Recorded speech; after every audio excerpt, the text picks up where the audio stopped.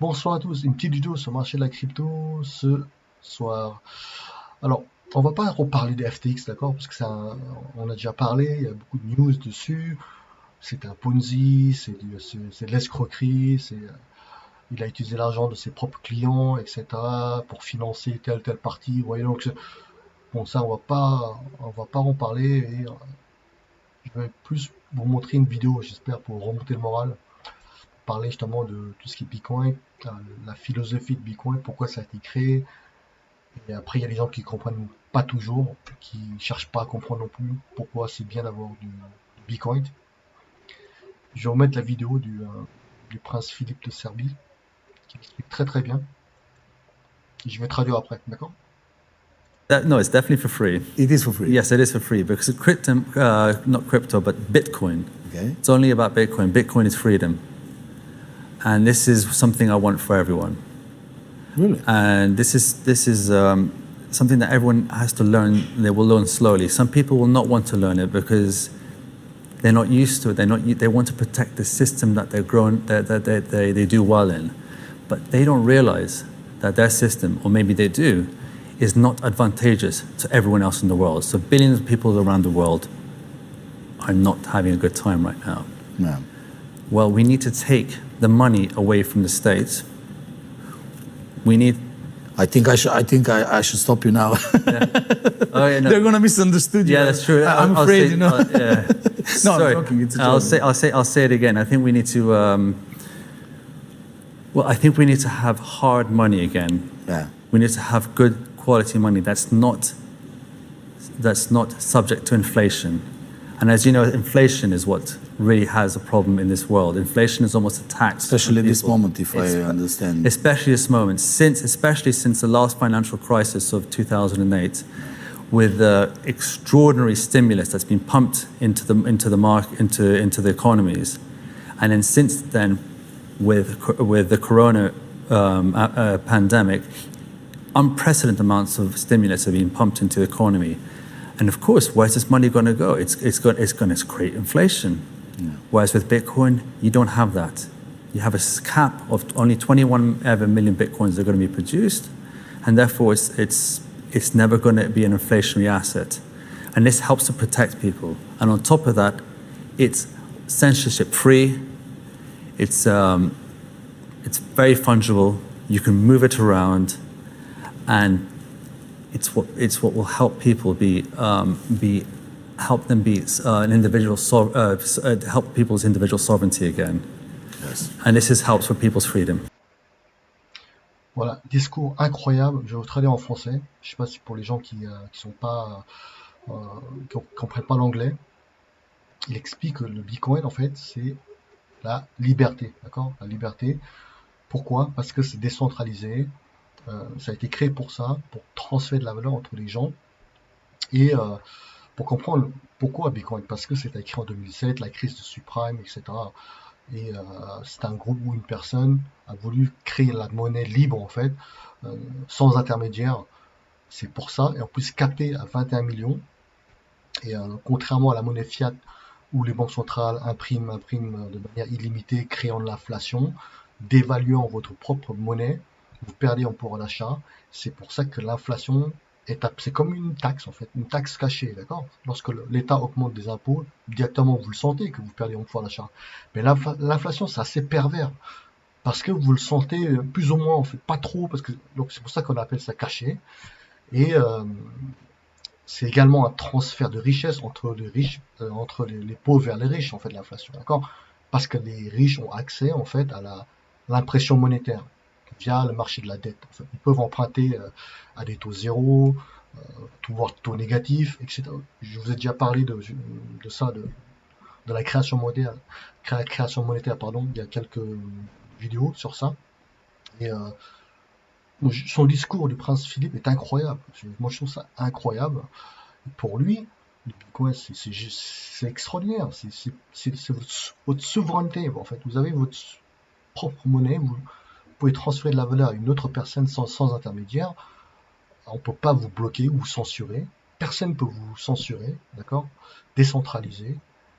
Les gens ne comprennent toujours pas. Il y a des gens soit qui n'ont pas l'habitude, soit qu'ils veulent pas comprendre, et ils veulent pas utiliser voilà, parce qu'ils ont été, depuis des années, endoctrinés par la monnaie fiat, par la monnaie papier, d'accord? Parce que l'État a imposé une monnaie légale, l'euro, dollar, etc. Mais ce n'est pas stable. Tout le monde croit que la monnaie fiat est stable. Elle n'est pas stable à long terme.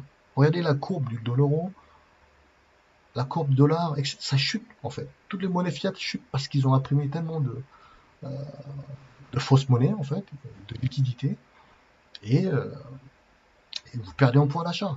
D'accord? C'est bon. Là, on voit que l'inflation explose partout. En plus, il y a la guerre en Ukraine. Forcément, ça crée beaucoup plus de tensions sur les prix.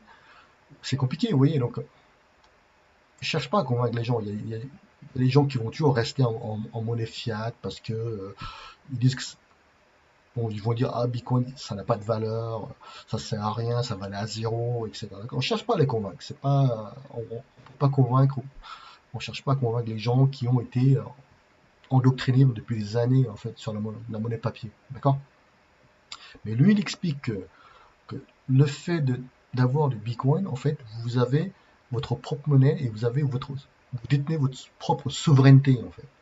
Parce que là, le Bitcoin, vous pouvez le transporter facilement, vous stockez dans une clé USB, vous pouvez le cacher, acheter des fractions de Bitcoin, et vous pouvez aller partout le dépenser au niveau mondial, en fait. D'accord? Pourquoi le prix bouge autant?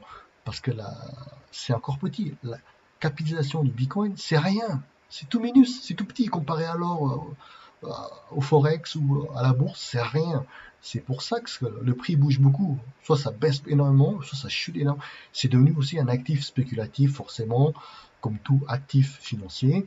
Il y aura des requins de Wall Street qui vont venir spéculer, acheter, vendre, etc. Ça fait partie du jeu, en fait, d'accord? On n'y peut rien. Mais le fait qu'il est capé à 21 millions de Bitcoin, ce n'est pas inflationniste, c'est déflationniste en fait. Et c'est ça que les gens doivent comprendre. Et donc c'est pas délirant d'avoir un actif qui est capé à 21 millions. Donc, après, c'est pas un conseil d'investissement, c'est pour vous montrer un peu, pour vous remonter le moral, parce qu'il y a beaucoup de mauvaises nouvelles. FTX, Crypto.com, etc., Binance. Mais cette vidéo, elle est extraordinaire. C'est vraiment, c'est clair en fait pour moi. C'est la liberté en fait. Il le dit hein, dans la vidéo. Bitcoin, c'est quoi? C'est la liberté. Et ça, il y a des gens qui comprennent pas. D'accord? Je cherche pas à vous convaincre du tout. À vous de voir. Voilà, c'était une vidéo que je vais vous montrer. C'était incroyable sur ça. Concernant le Bitcoin, il a fait 17 000 pour l'instant. Il a un peu rebaissé. Le marché est repassé dans le vert, ça s'est calmé après quelques jours de crise de FTX. Concernant la bourse, elle était montée après les chiffres du CPI encore, de 100 points, 200 points, Nasdaq, etc. En fin de journée pour chuter un peu, parce que bon, le missile qui a touché la Pologne, etc. Donc, mais ça tient bien pour l'instant, c'est un peu étonnant. Et est-ce qu'on va avoir un rallye de fin d'année? Je ne sais pas. Souvent, il y a des rallyes en fin d'année, Noël, etc. Mais on verra en décembre. Il y a encore des hausses des taux qui continuent. Autre chose que je voulais vous montrer, c'est concernant les effets de levier, en fait. Effets de levier, en fait, les banques américaines, ce sont les banques américaines qui ont moins d'effets de levier par rapport aux banques européennes, d'accord? Citigroup, on voyait 10, effet de levier 10, etc. Donc c'est ok, mais c'est pas comme les banques européennes. Les banques européennes, c'est hallucinant, c'est quasi 19-20. Crédit Agricole 21, Natixis 23, UBS 26, BNP 27. Deutsche Bank 30, Deutsche Bank, Société Générale 31. Vous voyez, effet de levier énorme de l'AEG. D'accord? C'est le scandale, vous voyez, à l'époque, Kervel, etc. Pour FTX, ce qui s'est passé, c'est qu'ils ont un actif de 900 millions de dollars pour une dette de 9 milliards. Effet de levier 10. D'accord? Pourtant, faillite. D'accord? Alors, imaginez effet de levier 31, 30, 26. Vous vous rendez compte? C'est ultra systémique tout ça. 2023, j'ai l'impression que ça va être très tendu avec la récession, la hausse des taux. Hein. Vous voyez, donc c'est juste ça que je voulais vous montrer. Effet de levier au sein du secteur bancaire. Après, autre chose également, je vais vous montrer, oui, ça c'est Crypto.com, je voulais juste en parler un petit peu. Mais Crypto.com, moi j'ai pas de, j'ai pas plus d'infos. Ouais, c'est une entreprise, comment dire, privée. euh, on n'a pas accès au compte, au bilan. On sait que ils ont eu le SAN en France. Ils ont eu comme à Singapour. C'est la licence à Singapour. Pour moi, c'est comme une entreprise sérieuse qui avait fait un ICO en 2017. Ils ont promis de délivrer une carte de paiement. Ça marche, je veux dire, ça marche, ça donne du cashback. Vous avez Netflix, vous avez Spotify. On est en 2022, ça marche. Je trouve que ça marche. Après, on peut comprendre qu'ils ont fait des erreurs de marketing où ils ont investi pas mal dans le marketing, dans le stade, etc. pour une somme sur 20 ans qui est de 700, il me semble, 700 millions de dollars, il me semble, sur 20 ans. Beaucoup de sponsors, etc. C'est, bon, ça peut arriver qu'il y a des mauvais. Euh, Ils ont mal géré en termes de marketing, ils ont voulu trop faire de partenariats, peut-être ça aussi. Et après, l'erreur qu'ils ont, je sais pas si c'est une erreur ou pas, c'est en fait, ils ont transféré par erreur, par accident, euh, 320 000 Ethers, presque 400 millions, à un exchange chinois. Et ils ont reçu, en fait, comme ils disent que c'était une erreur, et ils ont reçu de retour, en fait, Get a renvoyé chez Crypto.com. Mais ouais, c'était pas le moment de faire ça. En plus, la blockchain Ethereum, elle est publique. Tout le monde a accès, en fait. D'accord? Vous pouvez pas transférer 400 millions comme ça, anonymement. Les gens vont voir. Les gens qui monitorent, des ingénieurs, des gens qui sont sur Twitter, ils savent tout de suite que, ah, tiens, il y a un transfert de 500 millions à telle adresse, en fait. On peut savoir. Oui, c'était pas le moment, je trouve. Après, j'espère qu'ils vont clarifier un peu leur compte, un Crypto.com, faire peut-être un audit. Et je sais qu'à Binance, ils vont créer un fonds pour soutenir en fait le marché de tout ce qui est l'entreprise blockchain. Bah, ça existe déjà hein, dans le secteur bancaire. Les fonds pour soutenir en cas de crise, etc. Bon, c'est une bonne idée de Binance. Alors, autre chose que je voulais vous montrer, alors concernant le portefeuille de Crypto.com. Alors, portefeuille Crypto.com, pour l'instant, elle est évaluée à 2 milliards de dollars. D'accord? On était à 3, comme il y a eu pas mal de gens qui sont partis, ils ont eu peur, et donc ils ont retiré leurs fonds. On est à 2 milliards pour l'instant.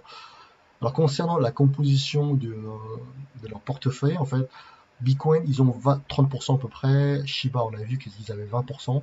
Mais ils ont expliqué pourquoi ils ont 20%, parce qu'ils ont beaucoup d'utilisateurs au niveau mondial qui achètent du Shiba, donc c'est un pour un, donc ils sont obligés d'avoir du Shiba comme réserve en fait. Ether 14%, stablecoin 13%, 5% USDT, etc.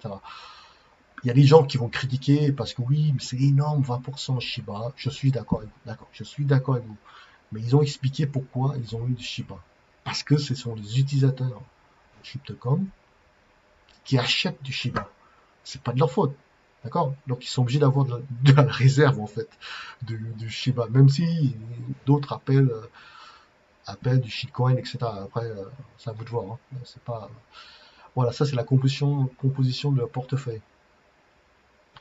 Binance, c'est énorme. Hein. J'ai regardé la composition de Binance. C'est quand même incroyable. Je vais vous montrer Binance. C'est le portfolio, vraiment. Je sais plus où on peut voir en fait. Je sais plus comment on fait pour voir.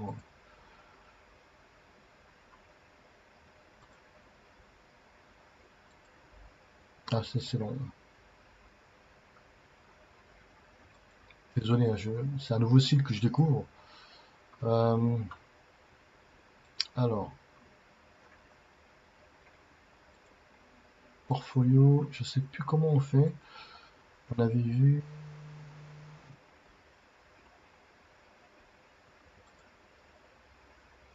Hmm. J'avais vu Binance et c'était énorme, pardon pour le bug que j'ai là, parce que je sais plus comment on fait pour aller sur Binance.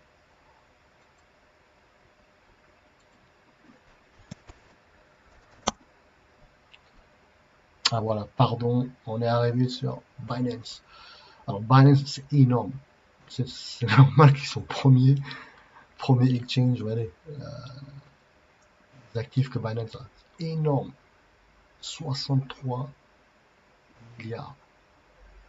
Composition de Binance, normale, 32% en Binance token, en dollars, stablecoin. USDT, ils ont 20%, et quand même, ouais, il y a quand même, ouais, USDT. Bitcoin, ils ont 11%, Ethereum 9, presque 10%. Binance token, bon, bah, 9%, après les autres, c'est 16%, d'accord. Oui, forcément, la plateforme est la première, hein, mondiale, Binance. Voilà. C'est tout ce que je veux montrer ce soir. J'ai gardé le moral. Je sais qu'il y a des gens qui ont perdu pas mal, en fait, sur FTX. Également, bien sûr, les gens qui ont perdu, s'ils ont vendu du Chronos, le token de Cryptocom. J'espère qu'ils vont tenir Cryptocom parce que ça marche très très bien. La carte permet d'acheter, en fait, via la monnaie fiat. En fait. Vous recevez du cashback en CRO. Et vous pouvez acheter ou vendre facilement du CRO. En plus, ça marche très bien avec Spotify, également Netflix, etc. Oui, ils ont délivré pour moi, ils ont été sérieux depuis 2017, contrairement à d'autres projets comme Oxycoin qui avaient promis de délivrer quelque chose. Ils sont partis avec l'argent, ils ont cramé tout l'argent. Oxycoin, un projet de 2017-18. Et Cryptocom, pour moi, je dis bravo. Hein. Ils ont délivré la carte bleue métal, en métal en plus. Ils ont des millions d'utilisateurs. J'espère qu'ils vont tenir. Je sais qu'on est en bear market, c'est pas facile. Les gens paniquent. Les gens forcément paniquent pour il faut que j'achète une clé, une Ledger. Chaque fois, c'est le gouvernement qui sont. La clé de Ledger, vous devez l'avoir depuis longtemps déjà. D'accord? C'est pas ce que un exchange fait faillite à FTX. Je vais commencer à acheter là, une clé. Il fallait penser avant, d'accord? Ça, c'est pas. Les gens font toujours comme ça. Et c'est un peu terrible. C'est vraiment terrible. Voilà, j'espère que vous avez le moral, hein, mais je pense qu'on va survivre à ça.